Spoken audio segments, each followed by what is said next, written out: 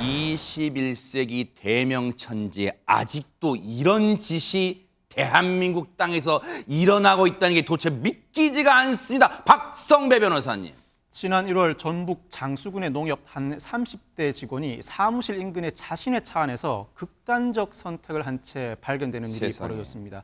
당시 이 직원은 결혼한 지 석 달 정도 된 새신랑이었습니다. 아이고. 특히나 이 남성은 유서를 남기기도 했는데 그 유서에는 1년 전 부임해온 한 직장 상사 등에게 계속적인 괴롭힘을 당했다. 열심히 해보려고 했는데 이 상태로 계속 가면 힘들 날이 길어질 것 같다면서 심경을 털어놓기도 했습니다.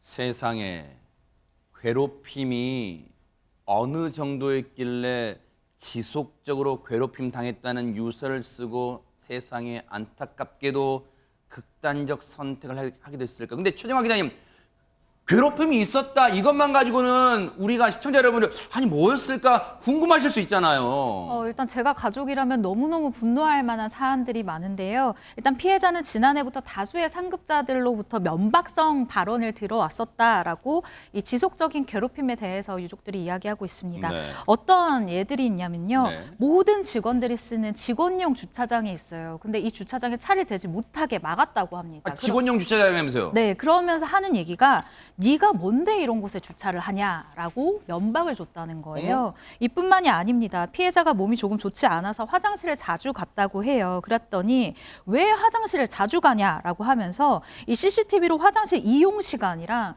동선까지 파악을 했다고 합니다. 얼마나 치졸하고 옹졸한 행동인가 저는 말을 하면서도 너무 분노가 치밀어 오르는데 들으면서 지금 귀를 의심합니다. 들으면서도 귀를 의심해요 지금. 네, 지금 가장 심한 건 제가 듣고 이런 일이 있다고 싶은 게 있는데요. 피해자가 한 상사에게 이 주말 근무를 바꿔달라고 요청을 한 거예요. 일반적인 회사에서 사실 저희 회사만 해도 당직 날짜를 이렇게 서로 당직자끼리 바꾸기도 하거든요. 그런데 또 생색을 냅니다. 뭐라고 하냐면 킹크랩을 사오라고 했대요. 근데 킹크랩을 이 피해자가 결국 사옵니다. 서울 노량진까지 택시를 타고 가서요. 킹크랩 좀 비쌉니까? 27만 원 상당의 이 킹크랩을 사와서 또 줘야 했다라고 이야기가 나오고 있습니다. 여기 농협이요, 여러분. 서울 인근의 경기도의 이른바 배드타운, 그러니까 서울 인근의 도시가 아니에요. 전라북도 장수예요. 거기서 주말 근무 바꿔달라는 요청을 그쪽이 상사라는 사람이 좀 들어준다고 해서 그 상사라는 인간이 야 바꿔줄 텐데 그럼 킹크랩 사와봐 했더니 전라북도 장수에서 택시를 타고 서울 노량진 수안시장까지 와서 27만 원 킹크랩을 사갔다는 거예요. 지금 듣고도 여러분 믿기지가 않으시죠? 일단 유족 측 얘기 들어보시고 이어가 보도록 하겠습니다. 결혼식 날짜를 잡고 나서도 네가 정신이 있는 놈이냐 그럴 때 휴가를 쓰고 이놈 새끼 개념이 있는지 모르겠다라고 하면서 이 가해자 측에서는 왜 화장실을 자주 가냐는 식으로도 면목을 주고 그거를 CCTV를 조사를 해서 시간까지 동선까지 파악을 하고 그렇게 사생활 보호 없이 고인을 다그쳤습니다. 자, 분노하기 전에 일단은 자초지종을 좀 따져보고 분노를 시작해 볼게요. 일단은 박성배 변호사님, 이런 부당한 요구, 누가 봐도 심히 부당한 직장 상사의 요구와 뭔가 폭언이 이어지고 있다면 일단은 이 피해자분이 할 수 있었던 조치는 회사 측에 문제 제기를 일단 할 수가 있지 않았을까 생각도 드는데 어떻습니까? 피해자는 당연히 회사 측에 문제 제기를 하고 도움을 구했습니다. 그렇지만 적절한 처우를 받지 못했습니다. 피해자 사망 당시 장수농협 관계자 측은 직원들의 의견 등을 토대로 직장 내 괴롭힘에 대해서 혐의 없음 결론을 내립니다.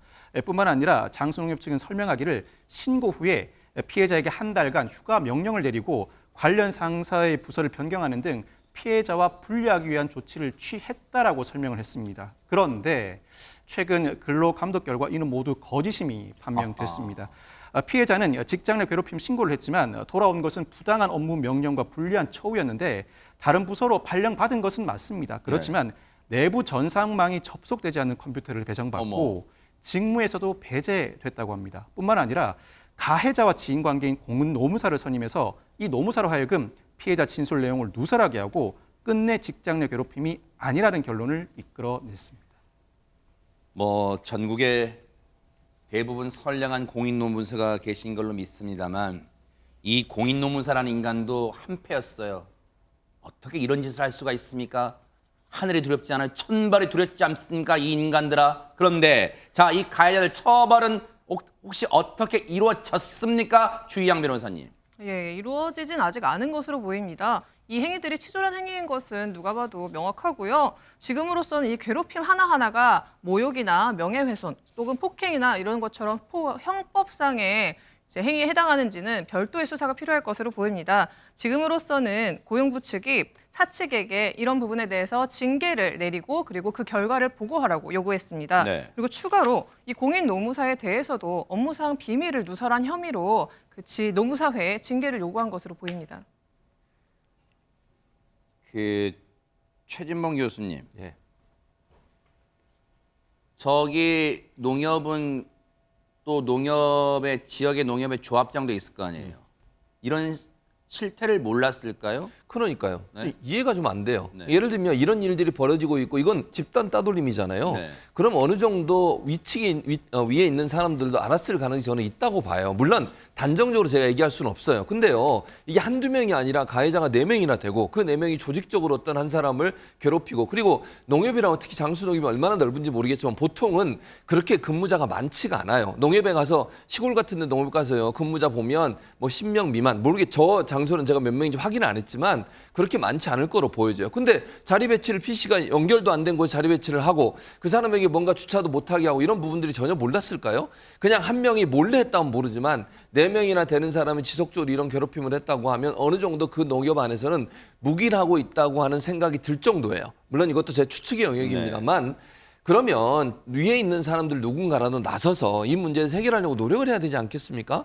근데 지금 태도를 보면 그냥 방관하고 수수방관하는 상황에서 이 한 사람만 그냥 죽음에 내모는 일까지 벌어졌다고 보여지기 때문에 저는 농협 전체, 장수농협 전체가 저는 문제를 책임을 함께 지는 그런 자세를 갖는 게 필요하지 않겠나. 그리고 피해자가 도움을 요청했잖아요. 그렇음에도 불구하고 도움을 요청했다고 하면 본인이 당했던 피해를 다 보고했다는 거 아닙니까? 그럼 보고가 위에까지 올라갔겠죠. 그게 밑에서만 해결될 문제는 아니잖아요. 그럼 피해자 입장을 정확히 들어봐야지 가해자의 말만 듣고 마치 가해자가 또 자기하고 잘 아는 지인의 노무사를 불러가지고 저렇게까지 조작을 하는데 몰랐다고 하는 것은 제가 볼 때 좀 이해가 안 되는 내용이다 이렇게 보여집니다. 이분이 결혼한 지 석 달 된 새신랑이에요. 그런데 부인, 신부도 있으실 테고 또 사랑하는 가족도 막 떠올랐을 거 아니에요. 근데 얼마나 고통스러웠으면 극단적 선택에 이르렀을까요? 그런데 지금 박성배 변호사님, 이게 고용부가, 물론 고용부라고 산하 기관에서 이런 걸 다 일일이 알 수는 없을 테지만 지금 이게 고용부가요, 괴롭힘 가해자 4명에 대해서는 사측에, 즉 장수농협 측에 징계를 요구하고 그 결과를 제출토록 했고, 공인노무사법상 그 한패였던 공인노무사도 지금 징계도 요구했는데 지금 이 정도로 끝날 게 아니라 사람이 극단선 선택으로 목숨을 잃었어요. 이거 경찰 조사, 이거 경찰이 수사 들어가는 그런 사안 아니에요? 어떻습니까? 직장 내 괴롭힘과 관련해서는 근로기준법에 각종 규제 규정을 두고 있습니다. 대부분은 과태료 처분에 그치다 보니 수사 대상은 아닙니다만 단 한 가지 예외가 있죠. 직장 내 괴롭힘으로 신고를 했을 때 적절한 조치를 하지 않고 일종의 보복적 조치를 할 경우에는 형사처벌 대상이고 이에 따라서 당연히 수사도 가능합니다. 이 사안에서도 상황에 따라서는 수사해 형사처벌 대상으로 삼을 여지가 충분히 있어 보입니다. 사실관계를 더 밝혀봐야 할 것으로 보이고 특히나 방관자들 당장 조치할 근거는 없습니다만 사건이 발생했을 때 담당자는 객관적으로 조사할 의무가 있습니다. 그 과정에서 즉 조사하는 과정에서 방관자들이 소극적이나마 객관적인 조사를 하지 못하도록 도움을 줬다면 이때는 적어도 징계 처분도 충분히 가능하지 않을까 예상을 해봅니다. 무엇보다도 비극적인 결과를 맞이하고 말았는데 직장 내 괴롭힘으로 사망한 경우에도 일종의 업무상 죄해로 취급받아 산재 처분을 받을 수가 있습니다. 유족들이 마음이 너무 아프겠지만 산재 처리를 통해서 충분한 피해 배상을 받기를 기대해 봅니다.